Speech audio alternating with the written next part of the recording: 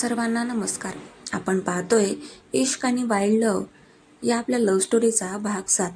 चला तर मग वेळ न घालवता सुरुवात करूया. वकिलाचे ते शब्द कानात पडताच मायराच्या डोळ्यांसमोर जणू अंधारी झाली. तिच्या हातातील फोन बेडच्या मऊ गादीवर गळून पडला. खोलीमध्ये एक भयानक शांतता पसरली होती. फक्त खिडकीतून येणारा सकाळचा थंड वारा तिच्या चेहऱ्याला स्पर्श करत होता. पण तिच्या मनात मात्र एका मोठ्या वादळाने थैमान घातले होते.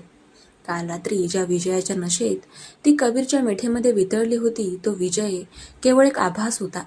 कबीरने तिला कंपनीची 30% मालकी तर दिली होती, पण तिचे हात कायदेशीर नियमांच्या साखळीमध्ये असे काही बांधून ठेवले की ती कंपनीचा एक साधा निर्णयही बदलू शकत नव्हती. कबीरने तिला पुन्हा एकदा 4 मुंड्यात चितकेले होते आणि मायरा बेडवरून खाली उतरली. आरशात तिने स्वतःचे विखुरलेले रूप पाहिले. तिच्या चेहऱ्यावर पराभवाचा संताप होता, पण डोळ्यांमध्ये अजून जिद्द जिवंत होती. कबीर राणा, तू स्वतःला खूप मोठा बुद्धिबळाचा खेळाडू समजतोस ना? पण आता मी हा पटच उलटवून लावेन. ती मनाशीच फुटफुटली. तिने आपले ओठ दातांखाली दाबले आणि ती फ्रेश होण्यासाठी निघून गेली. दुपारचे 2 वाजले होते. राणा एंटरप्राइजेसच्या अवाढव्य कॉर्पोरेट इमारतीमध्ये नेहमीप्रमाणेच कामाची लगबग सुरू होती. कबीर आपल्या मुख्य केबिनमध्ये बसून काही फायनान्शियल रिपोर्ट्स पाहत होता. त्याने पांढऱ्या रंगाचा कडक शर्ट घातला होता, ज्याच्या बाया कोपऱ्यापर्यंत दुमडलेल्या होत्या. त्याच्या चेहऱ्यावर एक कमालीची शांतता आणि तृप्ती होती. त्याला ठाऊक होते की मायराला जेव्हा वकिलाचा फोन येईल तेव्हा तिच्या अहंकाराला किती मोठी ठेच बसेल. तो याच विचारात असताना अचानक त्याच्या केबिनचा जड लाकडी दरवाजा कोणत्याही पूर्वसूचनेशिवाय उघडला गेला. कबीरने नजर वर करून पाहिले. समोर मायरा उभी होती. तिने आज काळ्या रंगाची एक अतिशय सुंदर आणि कडक कॉटनची साडी नेसली होती, जिच्या काठावर लाल रंग चमकत होते. तिचे केस घट्ट बांधलेले होते आणि डोळ्यांमध्ये एक थंड जीवघेणी शांतता होती. ती संत पावलांनी चालत थेट कबीरच्या टेबलपाशी आली. कबीरने आपल्या खुर्चीला मागे टेकवले आणि तिच्याकडे पाहत त्याचे ते मादक उपरोधिक हसू ओठांवर आणले. या राणा साम्राज्याच्या 30% मालकीनी आज चेहऱ्यावर काल रात्रीसारखा आनंद दिसत नाहीये. वकिलांशी बोलणं झालं वाटतं? कबीरने आपला जड आणि घायाळ करणारा आवाज काढत विचारले. मायराने टेबलवर दोन्ही हात ठेवले आणि ती कबीरच्या अगदी जवळ झुकली. तिचे मोठे बोलके डोळे कबीरच्या डोळ्यांमध्ये रोखून पाहत ती म्हणाली, खूप सुंदर चाल खेळलीस कबीर. मला मालकी दिलीस, पण माझे अधिकार काढून घेतलेस. पण एक गोष्ट तू विसरलास. जर मी बोर्डरूममध्ये तुझ्या प्रोजेक्टला रोखू शकत नाही, तर मी मीडिया आणि बाजारात तुझ्या कंपनीची आबरू नक्कीच वेशीवर टांगू शकते. कबीरचे डोळे थोडे बारीक झाले. त्याने आपले दोन्ही हात टेबलवर ठेवले आणि तोही तिच्या जवळ सरकला. अब्रू? मायरा, राणांच्या अब्रूला हात लावण्याची हिंमत संपूर्ण शहरामध्ये कोणाचीच नाहीये.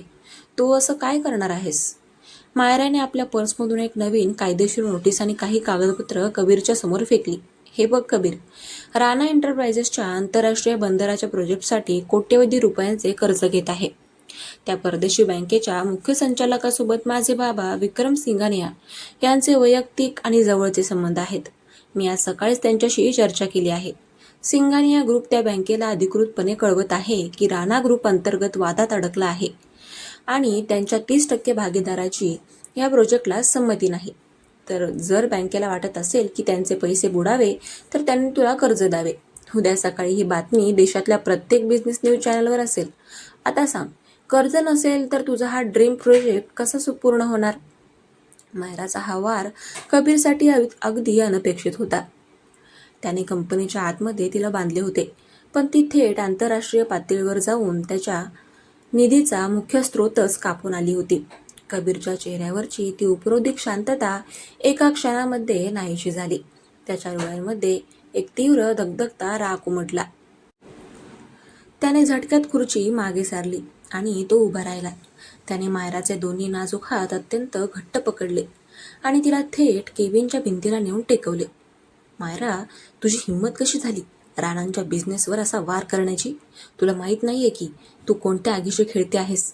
कबीरचा आवाज केबिनमध्ये सिंहगर्जनेसारखा घुमला. त्याचा श्वास वेगाने चालला होता. आणि त्याच्या शरीराची तप्त उष्णता मायराला जाणवत होती. मायराच्या हाताला त्याच्या घट्ट पकडीमुळे प्रचंड वेदना होत होत्या, पण तिने आपल्या डोळ्यांमधील पाणी रोखून धरले. ती त्याच्या डोळ्यांमध्ये थेट पाहत चेहऱ्यावर एक विजयी हसू आणत म्हणाली, मी आगीशी खेळत नाहीये कबीर, मी स्वतःच ती आग आहे जी तुझ्या या राणा साम्राज्याला जळून खाक करणार आहे. आता जर तुला ते कर्ज हवे असेल तर तुला बोर्डरूममध्ये मला माझे सगळे वोटिंग राईट्स अधिकृतपणे परत द्यावे लागतील. निर्णय तुझा आहे मिस्टर कबीर राणा. कबीर तिच्या अगदी जवळ आला. त्यांच्यामधील अंतर आता पूर्णपणे संपले होते. कबीरच्या कडक शर्टचे बटन मायराच्या साडीला घासत होते. कबीरचे तीक्ष्ण डोळे मायराच्या थरथरत्या ओठांवर आणि तिच्या त्या स्वाभिमानी चेहऱ्यावर खिळले होते. तिचा हाच बंडखोर स्वभाव त्याला आतून वेड लावत होता. तो जितका तिच्यावर रागवत होता तितकाच तिच्या या मादक आणि तीव्र रूपाकडे आकर्षित होत होता. वोटिंग राईट्स पाहिजेत ना तुला?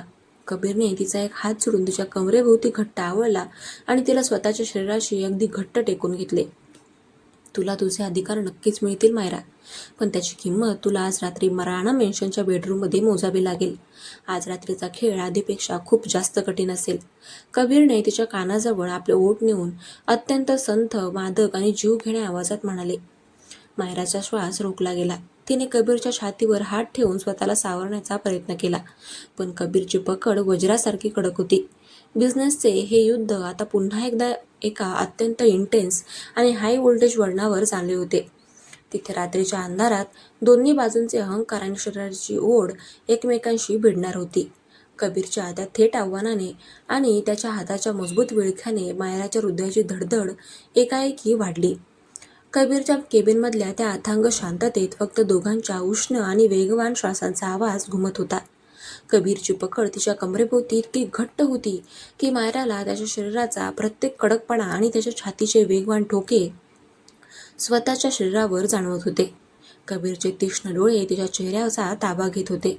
तिथं आता केवळ बिझनेसचा राग नव्हता, तर मायराच्या तडाखेबंद प्रतिवाराने त्याच्या मनात निर्माण केलेली एक अघोरी, मादक आणि ओढ स्पष्ट दिसत होती. कबीर, सोड मला. प्रत्येक गोष्टीचा हिशोब तू बेडरूममध्ये करू शकत नाहीस. हा बिझनेस आहे आणि इथे मी तुला माझ्या अटींवर झुकवलं आहे. मायराने आपल्या आवाजातला थरथराट लपवत अत्यंत करारीपणाने म्हटले. तिने कबीरच्या रुंद खांद्यांवर आपले दोन्ही नाजूक हात ठेवून त्याला मागे ढकलण्याचा शेवटचा प्रयत्न केला. कबीर हलकेच हसला. तेच त्याचे परिचयाचे मगरूर आणि घायाळ करणारे हसू. त्याने आपली पकड जराही सैल केली नाही. उलट मायराला अजून थोडे स्वतःकडे खेचून घेतले, ज्यामुळे तिची काळी साडी कबीरच्या पांढऱ्या शर्टवर घासली गेली. तो तिच्या ओठांच्या अगदी जवळ येत अत्यंत संथ आणि खोल आवाजात म्हणाला, राणांचा बिझनेस आणि खाजगी आयुष्य कधीच वेगळं नसतं मायरा. तू आंतरराष्ट्रीय पातळीवर जाऊन माझ्या निधीचा मार्ग रोखलास. ही तुझी खेळी खरोखरच कौतुकास्पद होती, पण विसरू नकोस, बँक तुझा शब्द ऐकेल जेव्हा तू सिंहानी असशील. पण या क्षणी, या बंद खोलीत आणि रात्री त्या वाड्यात तू फक्त कबीर राणाची बायको आहेस. तुला तुझे वोटिंग राईट्स अधिकार नक्कीच मिळतील, पण त्याची किंमत तुला मोजावीच लागेल. कबीरने तिचा हात सोडला आणि केबिनचा दरवाजा अनलॉक केला. मायराने स्वतःला सावरले. तिचे विस्कटलेले केस तिने नीट केले आणि कबीरकडे एक विजयी पण तीव्र कटाक्ष टाकत ती केबिन बाहेर पडली. ऑफिसच्या कॉरिडॉरमध्ये चालताना तिच्या पायातल्या हाय हिलचा खणखणाट तिच्या मनातल्या दगदगत्या जिद्दीची साक्ष देत होता.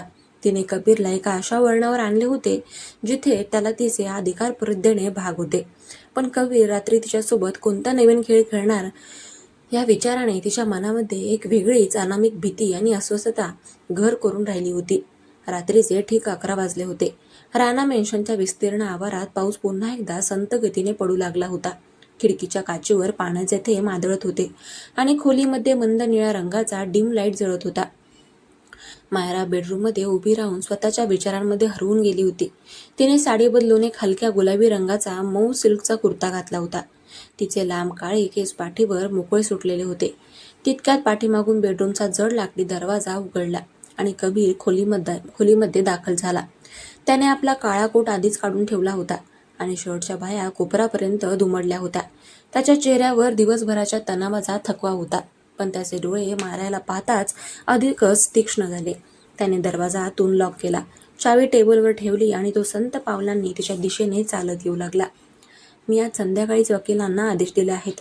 मायरा, उद्या सकाळी कोर्ट उघडताच राणा एंटरप्राइजेसच्या बोर्डरूममधील तुझे सगळे वोटिंग राईट्स तुला अधिकृतपणे सुपूर्द केले जातील, कबीरने तिच्या अगदी जवळ येत अत्यंत गंभीर आवाजात सांगितले.